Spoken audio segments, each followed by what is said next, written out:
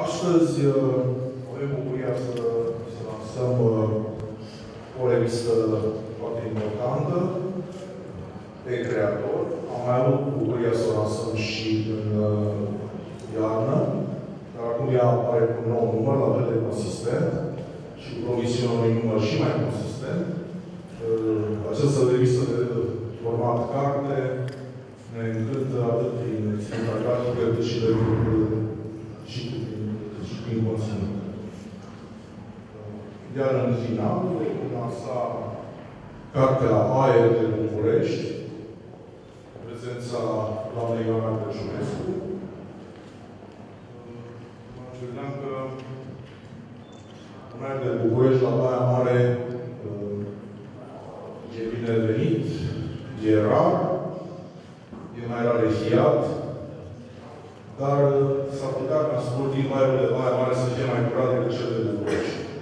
Pentru că, o spuneam unor prieteni, am văzut albine în Baia Mare, am văzut șopârle, am văzut și cioni, care sunt animale indicatori pentru indicele de poluare.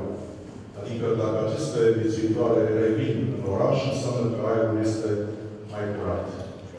Așa cum curat este și gândul cu care acești domni din spatele meu au gândit revista e-creator și aș invita domnul Șaubăcea să invit mai întâi. Dumneavoastră. Haideți. Vreau să vă mulțumesc prima dată că sunteți aici. Terasele din centru vechi și din centrul nostru bine, că acolo școala României Cultura mai nou astfel de prețuri. Eu vă mulțumesc pentru complicitate și pentru faptul că ați venit aici, nu pentru că e răcoare, ci pentru că suntem la unor cărți care, cu siguranță, vor fi cele mai respectate mâine decât astăzi, pentru că nimeni nu poate să fie profet nici în țara lui, dar nici în vremea lui. Cele două numere cu care venim în fața dumneavoastră sunt două numere care semnează perfect pe proiectul Ioanei, Aer de București, pentru că noi vreau să vorbim acum de două numere unicat, pentru că am venit cu revista e-creator împreună cu colectivul de redacție.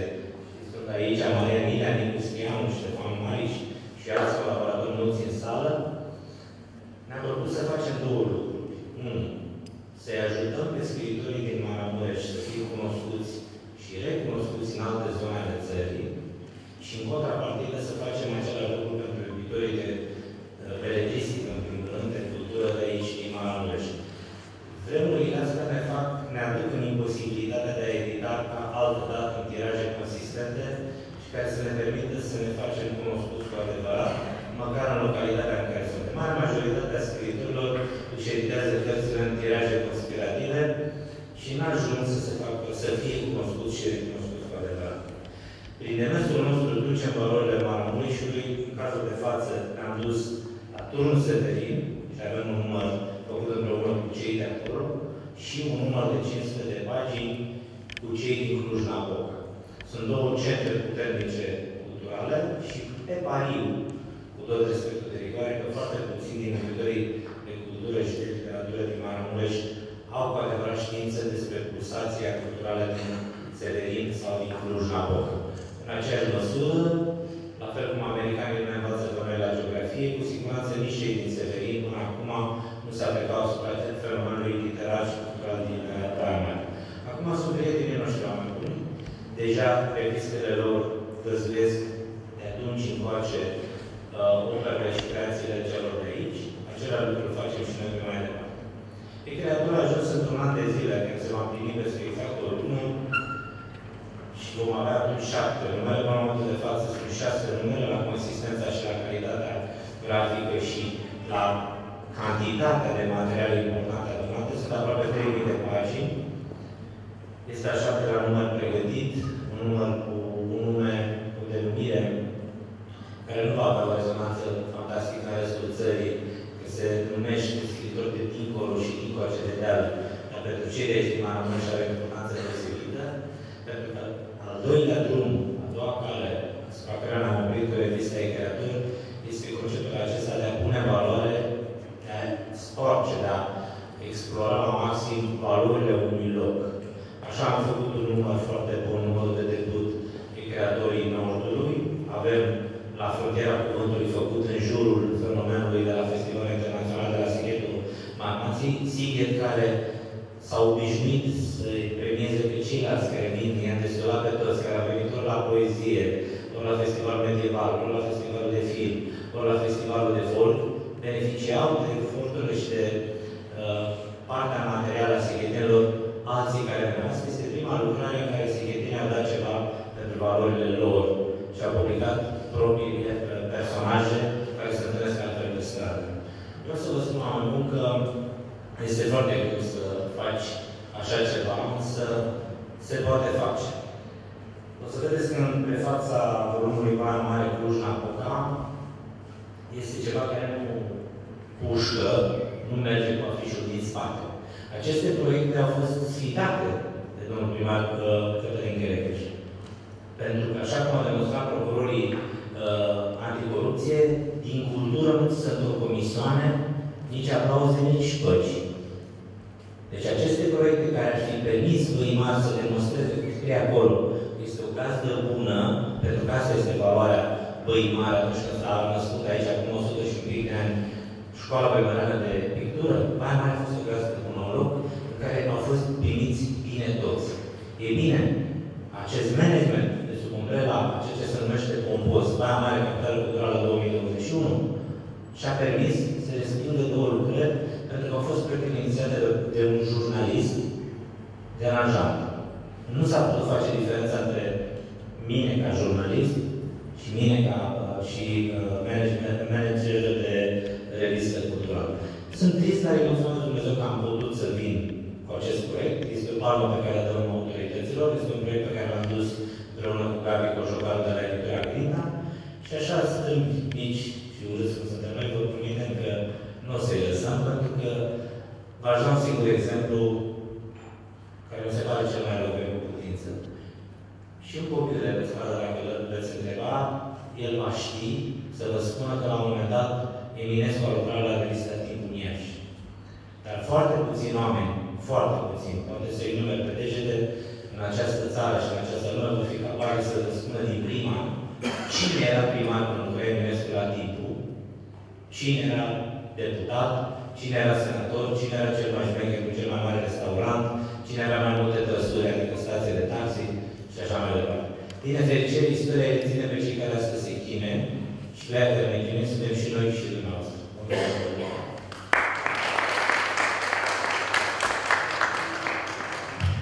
Pe cine invitați domnul Roșia în continuare, pentru că sunt între copertele revisei dumneavoastră, cine Marian Nidea. Bun. Să luăm o dată cu Capitala Culturală Europeană și Festivalul Atelier. Evident, Festivalul Atelier susține mai mare Capitală Culturală Europeană.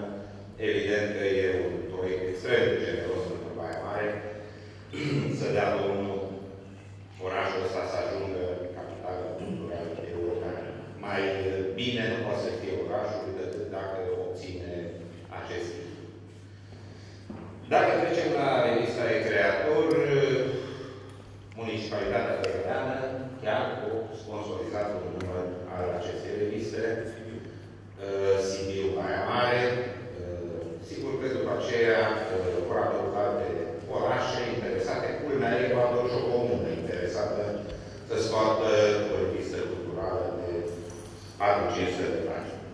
După aceea, dacă revenim la Radu Maximic și la Festivalul Atelier, din punctul nostru de vedere a multor oameni care scriu în orașul ăsta, e de salutat prezența festivalului de mare tradiție în România, cel mai vechi festival de teatru din țara asta.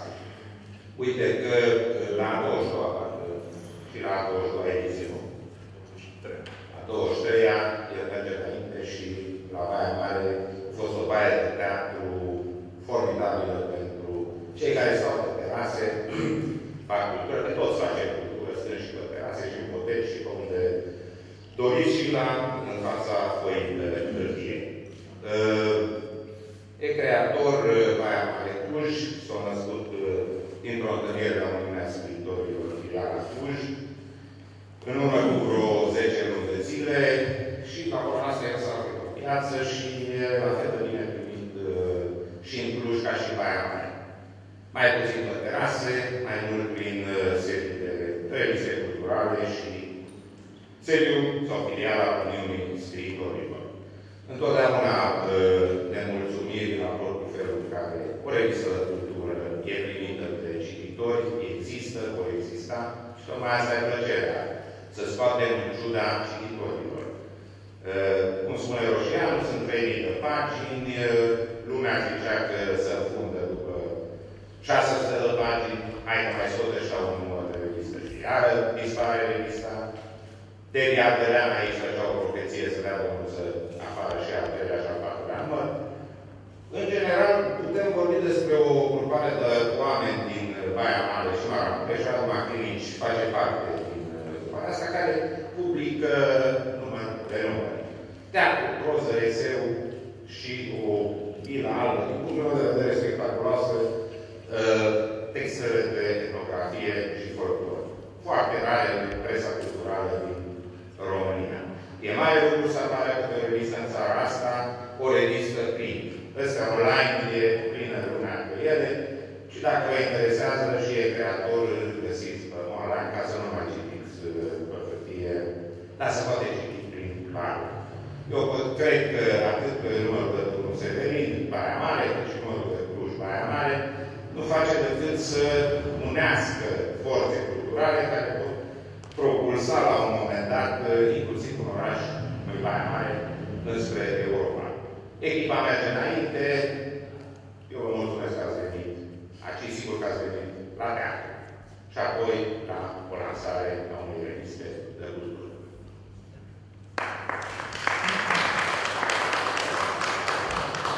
Ne bucurăm că revista Recreator a reușit să prindă acel cap de pod rămas la Robert Turnul Severin. Îi invit pe domnul Ștefan Marius să ne vorbească. Foarte interesant că iată un proiect reușește nu numai să reziste după câteva numere, ci să prindă și consistență. Și uimirea mea este cu atât mai mare cu cât văd că peste tot apar o serie întreagă de publicații, pur și simplu efemere, care încearcă prin diferite metode mediatice să propună proiecte de care mai năstrușnice. Acesta este un proiect cât se poate de echilibrat și serios. Și cred că de aceea are șanse de izbândă. Dacă ați avut ocazia să răsfoiți din numerele apărute, o să-mi dați dreptate.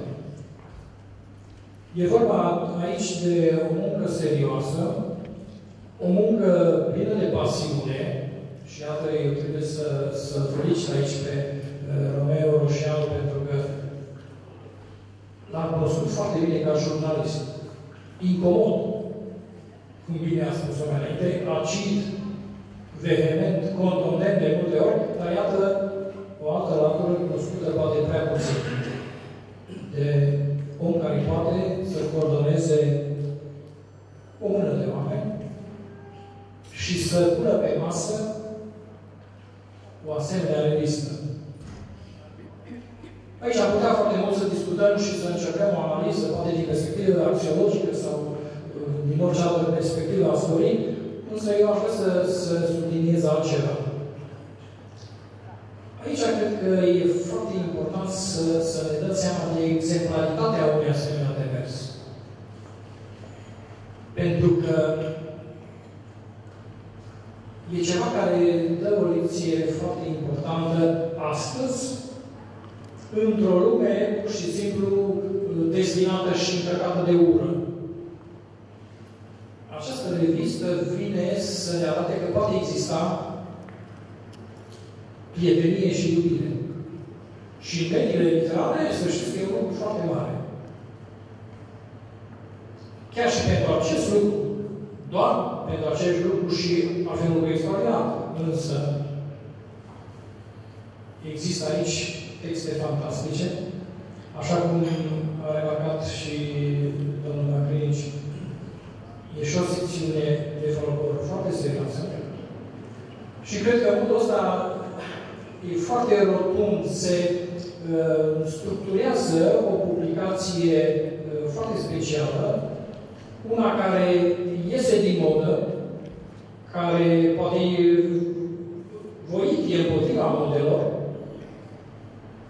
și reușește să ne întoarcă spre acele valori esențiale, nu numai ale noastre ale românilor, dar cred că întregii lumi.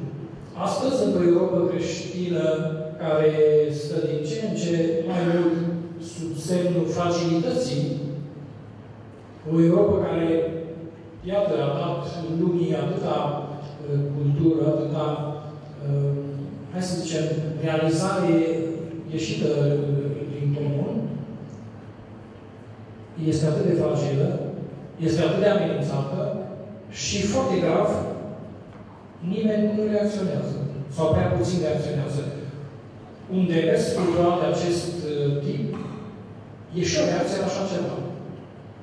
Europa, care se revendică de la tradiția greco-romană, nu trebuie să cadă sub sabia islamului. Vă mulțumesc!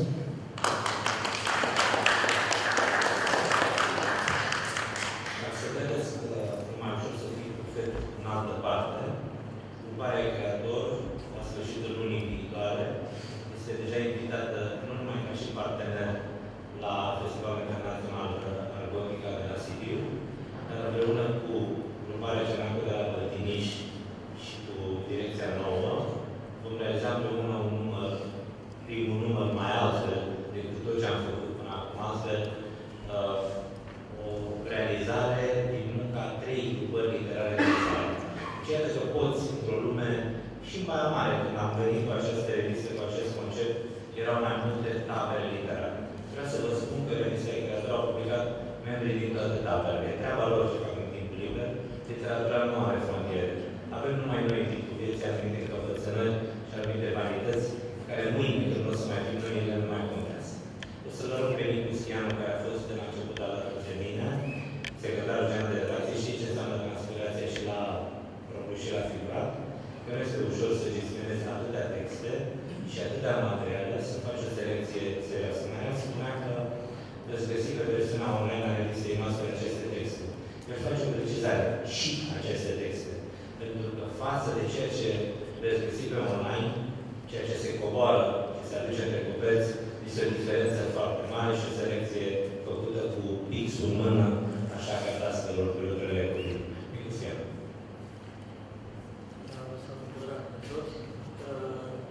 Creatorul a fost o idee care a prins foarte repede și s-a depășit pe sine, pentru că într-un an a depășit ceea ce gândeam noi la început, pentru că au ieșit atâtea numere și atâtea publicații, atâtea poeți și scriitori din țară. Baia Mare are mai multe grupări, într-adevăr, literare, dar eu consider că e o singură grupare literară. Dar poeți și scriitori unii dintre ei foarte, foarte buni și un fapt recunoscut. Cei mai mulți dintre mai foarte mulți sunt cunoscuți la nivel național și acest creator este o formulă plus pentru afirmarea lor. Așa cum a spus Roșianu, în creator sunt texte de la toată lumea, la valoarea lor contează, e drept că nu putem să avem numai texte de mare valoare, este omenește normal, dar insistăm că am scos pe valoare și încercăm să scoatem valorile din Baia Mare către orașele din țară. Sunt vreo 360 de orașe, așa că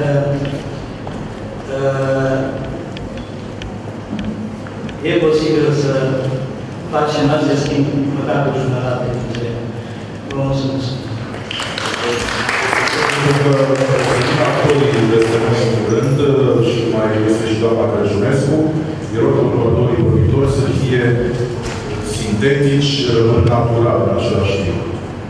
Virginia Paraschiv, unul dintre criticii literare ai lucrării, pentru că nicio grupare de timpuri nu a rezistat un singur critic și atunci am avut nevoie ca în jurul nostru să avem cât mai mulți oameni să și traducă din română în română ceea ce fac ascultată. Virginia Paraschiv.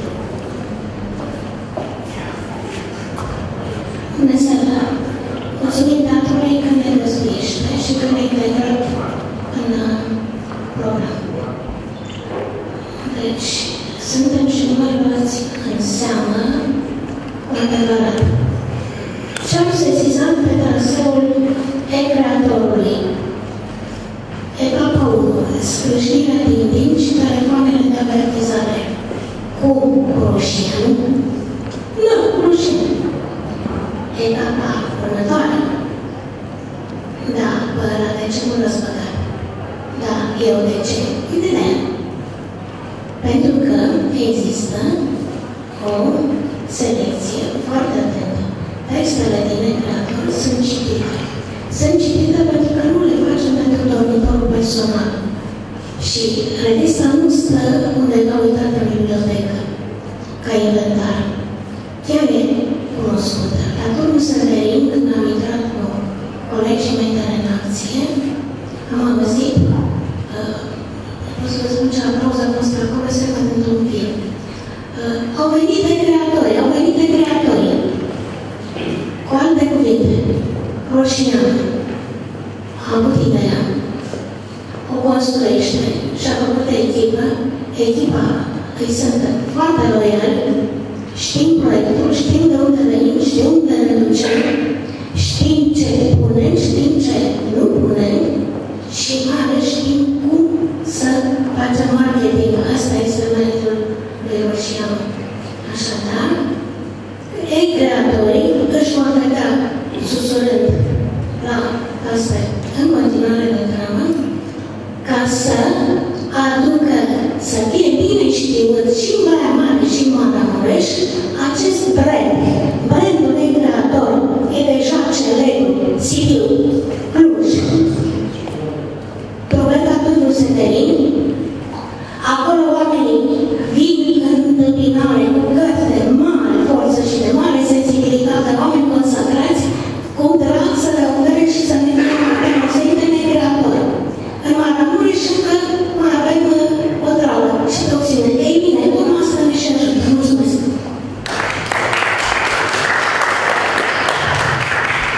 Poate că să învățe și ceilalți din Maramureș care sunt încă reticenți. În 12 august, gruparea scriitorilor de la Râmnicu Vâlcea va veni la noi aici, la ăștia de la e-creatori.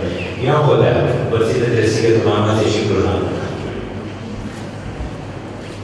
O să încerc să fiu natural, poate nu chiar sintetic, cei naturalmente sintetic. Și vreau să spun că mă bucur și sunt onorat să vorbesc în fața unui auditoriu atât de select, în altă ținută. Acum, într-o seară specială pentru Ion Roșian, o seară specială pentru dumneavoastră, pentru noi și nu în ultimul rând, o seară specială pentru maramureșeni. Deoarece, astăzi,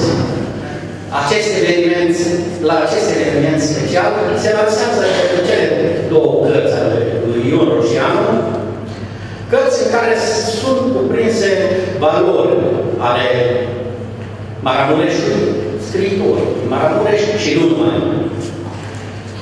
Despre acest lucru se poate spune că este o realizare deosebită. Este o realizare deosebită pentru că noi ne-am obișnuit să vorbim despre valori numai post-mortem. Și după ce murim, cade tot morții. De morți nu mai depinde, nu? Deci este o realizare extraordinară din acest punct de vedere. Spunem că sunt valori în aceste cărți și cu adevărat valori, pentru că aceste valori noi nu putem să le dăm noi nouă. Valorile acestea sunt notate de către cititori. Ori nu există scriitor atât de ridicol încât să nu fie pentru unii excelent, extraordinar. Deci, în acest sens, am vrut să prezint aceste cărți la care eu Roșianu împreună cu echipa s-au depus foarte multe efort. Trebuie să ai mult sânge în instalație, mult curaj și multă putere de lucru pentru a realiza acest lucru. De aceea am spus lui Roșianu că el are în instalație sânge de Maramureșan. Și uite că, într-adevăr, a realizat acest lucru, deoarece din nimic nu poți face ceva. Și iată că astăzi, eu zic că este primit cu dragă în Maramureșenilor. Nu numai astăzi nu, deosebit în această seară. Doresc să-l felicit, să-i urez succes în continuare, atât lui cât și celor care îl ajută în realizarea acestui proiect și, în continuare, sperăm ca cei care scriem mai bine sau mai rău. Și de ce spun așa? Pentru că eu acum vreo 4 ani am lansat un SFS-ul Tainilor Iubirii, dimensiunile filozofice în iubirea teologică. Și vă rog să mă credeți că jumătate, am făcut o lansare așa destul de mare și jumătate dintre cei care erau prezenți, care prezentau cartea, m-au criticat, jumătate nu m-au lăudat. Însă am avut un succes deosebit, deoarece 800 de cărți automat au fost cumpărate. Deci de aceea spun că întotdeauna notele le primim de la cititor. Vă urez o seară bună, îl felicităm pe Ion Roșianu și echipa lui, să aibă sănătate și în continuare să nu-și piardă sângele de Maramureșan. Mulțumesc!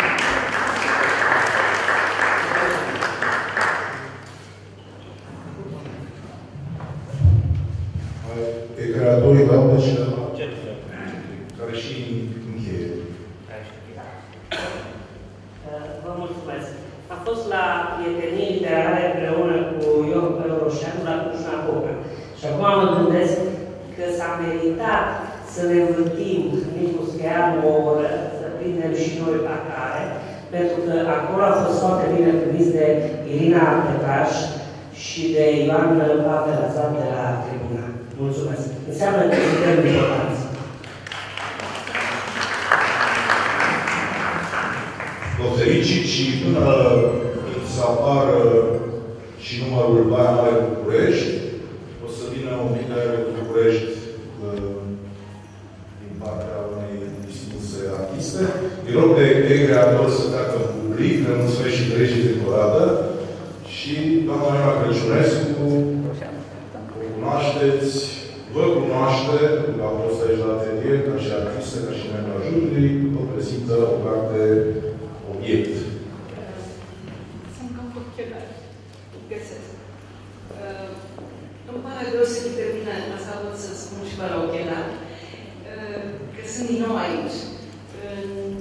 Involuntar trebuie să fac un omagiu totuși lui Macrinici, pentru că sunt pentru a 23-a oară prezentă la festivalul lui, indiferent prin ce locuri festivalul s-a mutat. A fost un prilej să lansez această carte aici, pentru că ea, de fapt, este o carte atelier. E o carte care, din personalități diferite, pe baza unui concept, nu o să credeți, o joacă, se numesc din anii 1600, japoneză, templu zen, care se numește Renj, se numește rădăcină, Renj înseamnă rădăcină, și probabil că toți avem nevoie de rădăcini. Acest Renj era construit pe ideea unei teme de rădăcină, care se alegea tema cuvântului rădăcină și avea 3-4 reguli. Una dintre reguli, cea mai importantă, care o făcea maestru, era regula timpului. Nu trebuia mai mult de 5 minute, deci puteai 1, 2, 3, 4 sau 5 minute prin alegere. O alegea maestru. Dacă în cartea noastră, cel care a ales, întâmplător, pentru că nu e vizibil, s-a ales la 2 minute. Cele 2 minute presupunea ca o masă rotundă de gânditori sau de creatori, nu obligatoriu poeți, scriitori, puteau să fie filozofi, medici sau desenatori. Chiar în cadrul acestei cărți există Mihai Scondoiu, care e grafician, și Mike Codoroja, care este un jazzman. Se acceptă reguli, după care există a doua tragere, care este ordinea în care fiecare scrie. Și fiecare este obligatoriu, din tema precedentă, să preia măcar un cuvânt sau o idee. Acest range, care există la capătul cărții, este făcut sub ochii unei camere de vat-vede, cu DVD-ul la capăt și cu o idee despre București. N-am ales București pentru că îl iubim neapărat, ci poate pentru că ne sufocă. Poate pentru că este orașul nostru matrice. Ne-am născut toți în București, facem parte din 3 generații diferite, scriem diferit, ne simțim uneori absolut nomazi în orașul în care am fost născuți. Ceilalți autori sunt Dan Mircea Cipariu și Ioana Crăciunescu, acum ce să mai spunem, sunt de față, le lăsăm așa într-o formă bizară. Nu vreau să citesc astăzi seara. Vreau numai să vă prezint cartea. Cartea compune, în afară de acest studiu care este în gri, range, cu DVD-ul creației lui, mai compune dintre fiecare, am uitat să spun Florinia, n-am uitat, dar era aici în ochii mei. Suntem 3 poeți plus un autor, plus și de fapt am făcut un exercițiu de uitare a personalității noastre. O formă de a ne compune o biografie comună, cu toate diferențele de stil și de vârste, și cred că este o carte puțin dramatică, tocmai că venim din direcții diferite și că ne întâlnim cu un singur flux. Diseară, cu ocazia Aerului de București, o să citesc și Aerul de Baia Mare.